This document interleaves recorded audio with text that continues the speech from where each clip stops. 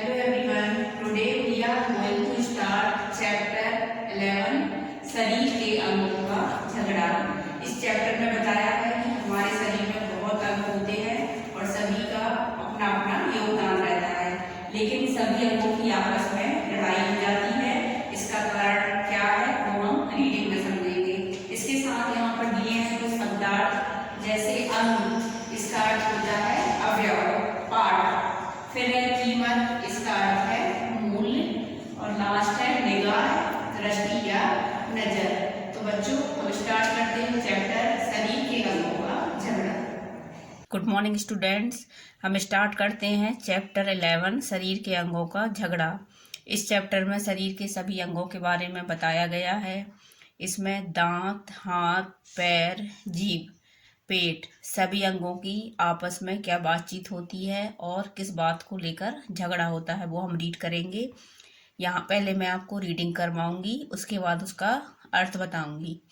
यहाँ पर लिखा है, एक शरीर के सभी अंगों ने एक साथ मिलकर सोचा कि हम सब मिलकर काम करते हैं और पेट आराम से भरता है। वो कोई काम नहीं करता। बस इसी बात पर झगड़ा शुरू हुआ। सारे अंग अपनी अपनी बात कहने लगे।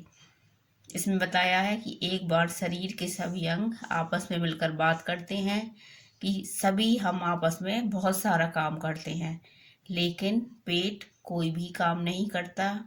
बस बैठे बैठे खाना खाता है और अपने आप को भरता है। बस इसी बात पर उनका झगड़ा शुरू हो गया। इसके बाद दांत, कुतरने चबाने की मेहनत हम करते हैं, लेकिन हमें भला क्या मिलता।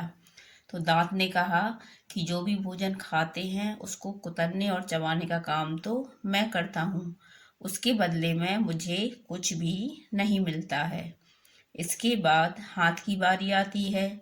हम तो सारा दिन काम करते हैं, खाना मुंह तक पहुंचाते भी हैं, लेकिन हमारे काम की कोई कीमत नहीं। हाथ ने कहा कि सारा दिन हम काम करते रहते हैं और जो खाना रहता है वो भी हम मुंह तक पहुंचाते हैं, लेकिन हमारे काम की कोई वैल्यू नहीं। इसके बाद पैर ने कहा, हमें तो हमेशा चलना पड़ता है।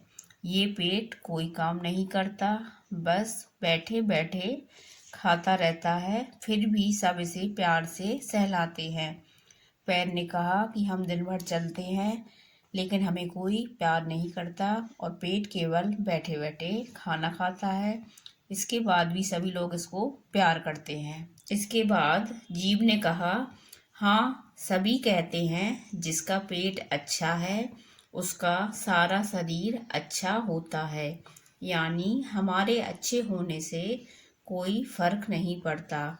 इस तरह सबने बहस करके निर्णय लिया, आज से हम काम नहीं करेंगे और ना ही पेट भरेंगे। तो बच्चों इसके बाद जीव ने कहा कि सभी लोग आपस में बातें करते हैं कि जिसका पेट दिखने में अच्छा है मानो उसका पूरा शरीर अच्छा है। मतलब हम इतना काम करते हैं, हमारे काम का कोई फर्क नहीं पड़ता। अब सभी अंगों ने आपस में निर्णय लिया कि आज से हम कोई भी काम नहीं करेंगे। हाथ और पैरों ने हिलना डुलना बंद कर दिया, मुंह ने खुलना बंद कर दिया और पेट तक खाना पहुंचना रुक गया। अब इसके बाद हाथ पैर हिलना डुलना अपना सारा काम करना बंद कर देते हैं। मुंह ने भी खुलना बंद कर दिया।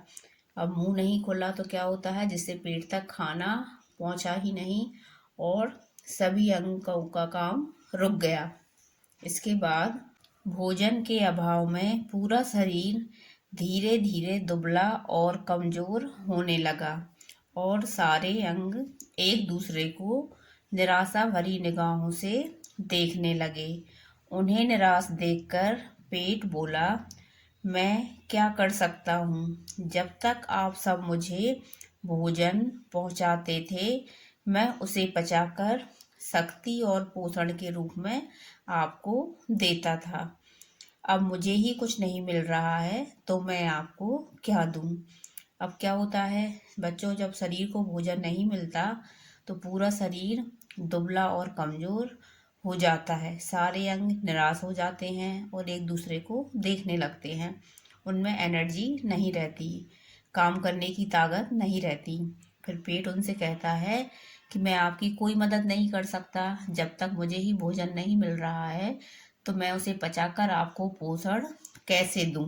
मैं आपको कुछ नहीं दे सकता। यह सुनकर सारे अंगों को मालूम हुआ कि हम सबसे अधिक महत्वपूर्ण काम तो पेट करता है, जो हमें आहार या भोजन के बदले में शक्ति देता है। तो इस बात को सुनकर सभी अंगों को आपस में एहसास हो जाता है कि नहीं, पेट बहुत महत्वपूर्ण काम करता है।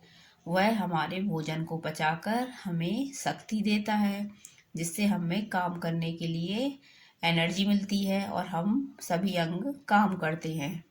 उनको अपनी गलती का एहसास हो जाता है। शरीर के सभी अंगों ने पेट से माफ़ी मांगी और सबने साथ में मिलकर काम करना शुरू कर दिया। मिलजुल कर काम करने से शरीर फिर से चुस्त दुरुस्त होकर चमकने लगा। तो बच्चों, क्या होता है इस बात के बाद शरीर के सभी अंग आपस में मिलकर पेट से माफ़ी मांगते हैं और सभी लोग फिर से अपना काम करना शुरू कर देते हैं। इससे शरीर एकदम फिर से तंदुरुस्त हो जाता है और चमकने लगता है। तो इससे हमने सीखा हमको आपस में मिलजुल कर काम करना चाहिए। ओके बच्चों। स्टूडेंट्स, इस वीडियो से आप समझ गए होंगे कि शरीर में हमारे जितने भी अंग होते हैं सभी